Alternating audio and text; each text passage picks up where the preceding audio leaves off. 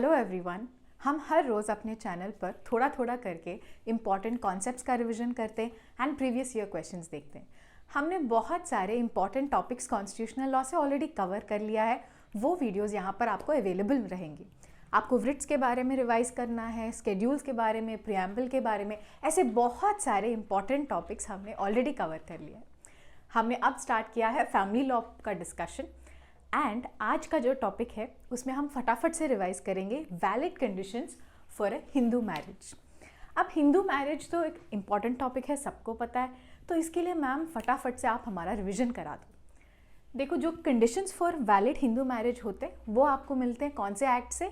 Hindu marriage act 1955 से। वहाँ का जो सेक्शन 5 है वो बात करती है कंडीशंस के बारे में, ताकि आप एक वैलिड मैरिज करवा सको। उस सेक्शन 5 में कितने कंडीशंस हैं? 5 कंडीशंस। तो आप क्या याद रखोगे? Section 5 of Hindu marriage act 1955 हमें देता है 5 कंडीशंस जिससे वैलिड मैरिज होता है।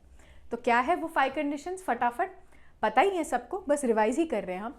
पहली चीज़ ये है कि इंडियन कॉन्टेक्स्ट में जब हम हिंदू मैरिज एक्ट के बारे में बात करते हैं तो multiple marriages are not allowed. वो वाइफ हो या हस्बैंड हो, उसकी पहली शादी ही होनी चाहिए। अगर पहली शादी नहीं है तो पुरानी शादी से, या फिर स्पाउस जो है वो मर चुके हैं या फिर उनका डिवोर्स हो गया, तभी आप फिर से शादी कर सकते हैं। तो इसलिए मल्टीपल मैरिजेस का कॉन्सेप्ट एग्जिस्ट नहीं करता। वो हस्बैंड हो या वाइफ हो, दोनों के लिए ही इक्वल रूल है। फिर आता है हमारा सेकेंड कंडीशन, जिसमें आता है कंसेंट के बारे में। जो भी बंदा हाँ बोल रहा, अब 2 पार्टीज जाते हैं शादी करने के लिए, तो उनके बीच में सहमति होनी बहुत ज़रूरी है। एंड वो सहमति ऐसी होनी चाहिए कि वो समझ सके वो किस चीज़ के लिए हाँ बोल रहे, मतलब उनका मेंटल कंडीशन ऐसा हो कि वो समझ रहे क्या हो रहा है। तो उसको हम लीगल भाषा में क्या बोलते हैं? अनसाउंड माइंड नहीं होना चाहिए, इंसैनिटी नहीं होना चाहिए।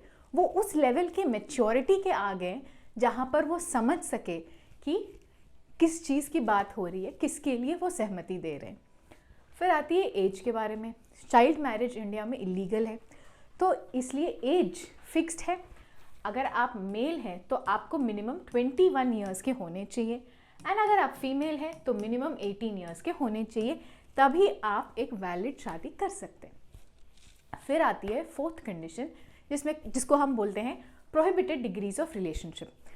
प्रोहिबिटेड डिग्रीज ऑफ रिलेशनशिप के अंदर शादी करना अलाउड नहीं है।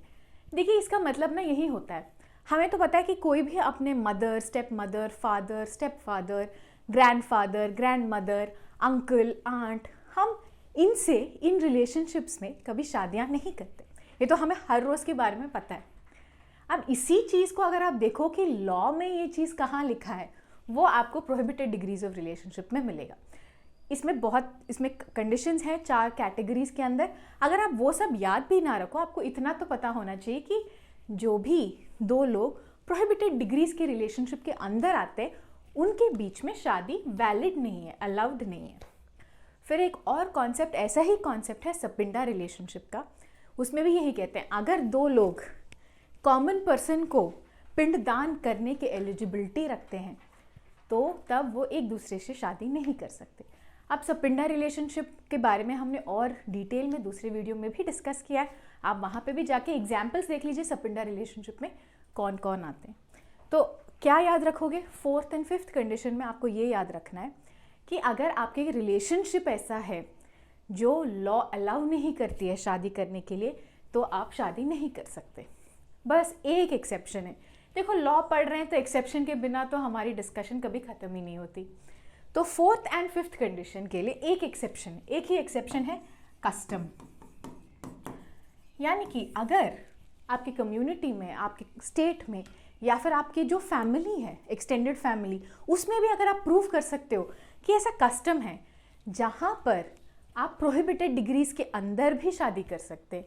सपिंडा रिलेशनशिप है डेफिनेशन के हिसाब से, हिंदू मैरिज एक्ट के डेफिनेशन के हिसाब से आप सपिंडा रिलेशनशिप के अंदर फॉल तो करते हो, वो 2 लोग जो शादी करना चाहते हैं, पर उनके फैमिली में एक ऐसा कस्टम है, उनका स्टेट, उनका कम्युनिटी में एक ऐसा कस्टम है जो उसको रिकॉग्नाइज करता हो, अलाउ करता हो, तो आप शादी कर सकते हो।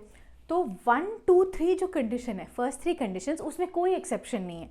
आपको तो ये मतलब स्टिक ऑन करना ही पड़ेगा। जो भी हो एज तो इतना होना ही चाहिए वैलिड मैरिज के लिए, जो भी हो only one marriage at a time allowed है, इनके लिए कोई कंडीशन नहीं है। बट 4 और 5 के लिए कंडीशन है, मतलब एक्सेप्शन है, जो कि कस्टम, ठीक है।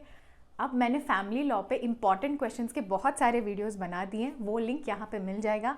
आप ये वाला लेक्चर्स देख के इमीडिएटली वहाँ पे चले जाना एंड वहाँ पे क्वेश्चंस आप सॉल्व कर लो मेरे साथ साथ, ताकि आपको कंप्लीट क्लैरिटी आ जाएगी कि फैमिली लॉ में क्या इंपॉर्टेंट टॉपिक्स है, कैसे पढ़ना है एंड कहाँ कहाँ से क्या क्या पढ़ना होगा।